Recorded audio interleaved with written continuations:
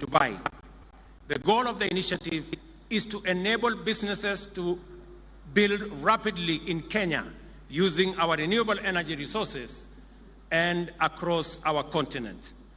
In keeping with our commitment, ladies and gentlemen, to correct the market failure in the provision of affordable credit, especially to those who have no access to any collateral, and to free millions of Kenyans trapped in the credit rating maze, the Hasla Fund has grown to become the largest financial inclusion program in Kenya, dispersing Kenya's shillings 42 billion to more than 21 million borrowers across Kenya.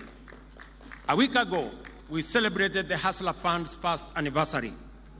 Borrowers on the fund have saved Kenya's shillings 2 billion with a repayment rate of 75% nationally.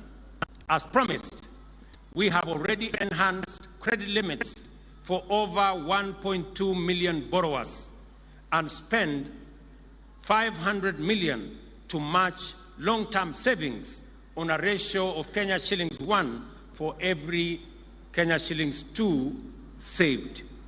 At the end of this month, just in a few days, every saver will be paid an attractive interest rate of 12% on all their savings.